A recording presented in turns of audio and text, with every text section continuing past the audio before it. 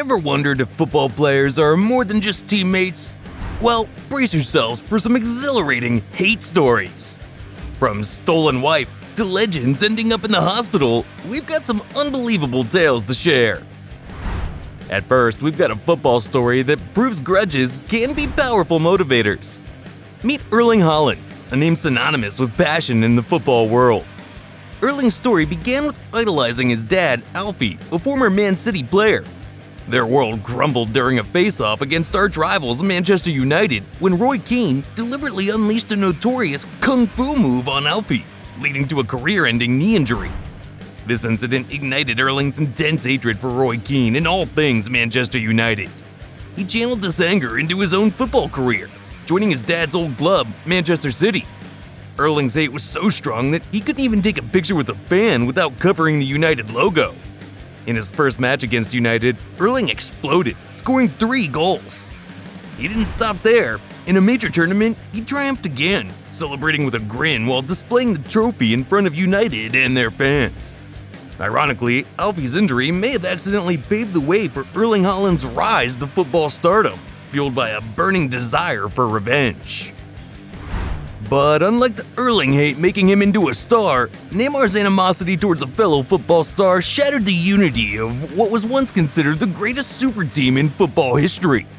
Ironically, their hate saga didn't start that way. When Neymar joined PSG and they recruited another football sensation, Kylian Mbappe, it appeared to be a match made in heaven. They were hailed as a dynamic duo, not just on the field, but also as buddies, starring in commercials and sharing laughs off the pitch. However, as Mbappe's star began to shine brighter than Neymar's, their friendship took a nosedive into an ego-driven rivalry. The tipping point came when Mbappe took over penalty duties from Neymar. Neymar believed he was the better penalty taker, given his impressive record, missing only 15 out of 89 attempts, while Mbappe had missed 7 out of 36. Tensions boiled over during a match when Mbappe blew a penalty, enraging Neymar. Their feud escalated, resulting in a fiery locker room confrontation, almost coming to blows.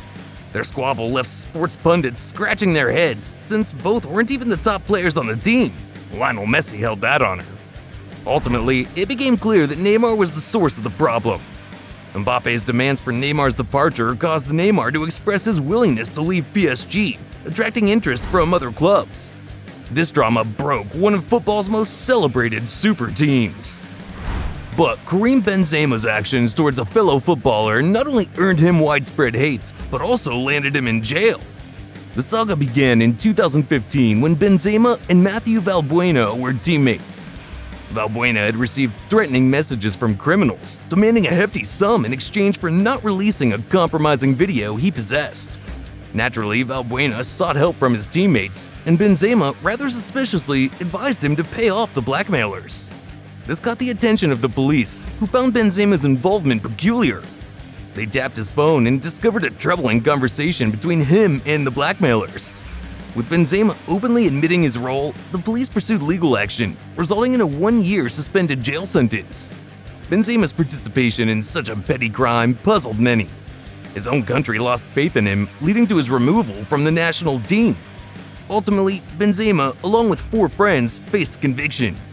The animosity between Benzema and Valbuena endured, but the consequences for Benzema were relatively mild, considering the gravity of the situation. So far, we've witnessed player conflicts, but now it's time to get into a showdown of player versus coach. The hatred kicked off when Ronaldo rejoined Manchester United. The team was struggling, so they brought in legendary manager Erik ten Hag, who happened to be a Messi fan. Ten Hag, however, began implementing strict rules that seemed to target Ronaldo.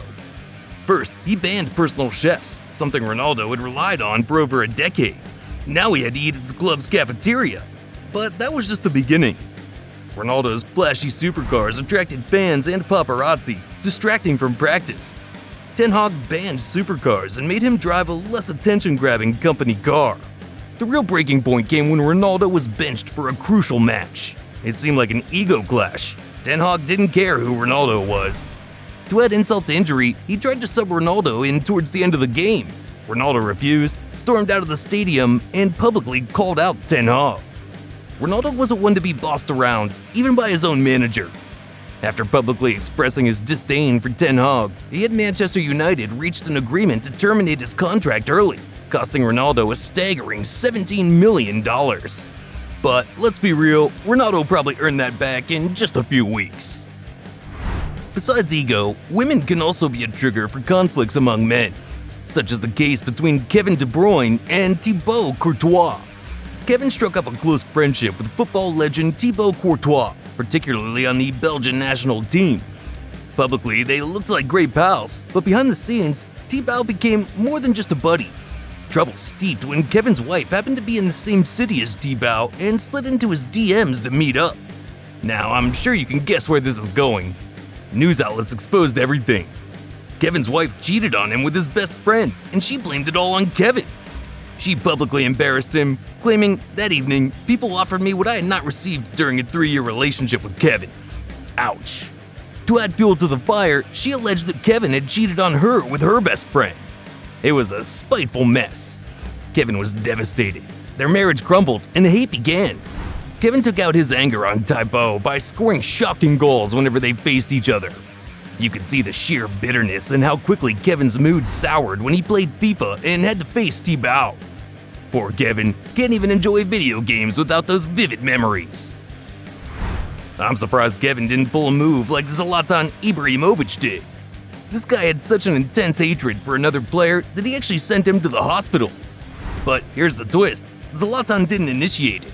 It all started when he was playing for Juventus against their rivals, Inter Milan. Marco Materazzi, Inter Milan's star player, despised Zlatan and went all out to boot him out of the game. This tackle was brutal, nearly wrecking Zlatan's knees. Honestly, it's a miracle he could even walk after that. Zlatan was determined to stay in the game and seek revenge, but his manager wisely subbed him off to prevent further injury. However, Zlatan couldn't let it go. 3 years later, when he joined a new team, he finally had his chance. But Marco reignited the feud. Zlatan's expression said it all. He couldn't believe it happened again. Thankfully, he turned the situation around by scoring a goal, but that wasn't enough for Zlatan. He wanted to make Marco pay big time. And oh boy did he. Zlatan unleashed a kick to the chest and an elbow to Marco's head, and it was like football turned into UFC. Marco was down, rushed to the hospital. When asked why he did it, Zlatan simply said he'd been waiting for this moment for 4 years. Well, it's Zlatan. He can do whatever he wants, right? This is just a trailer of football drama. If you want more, be sure to subscribe to the channel.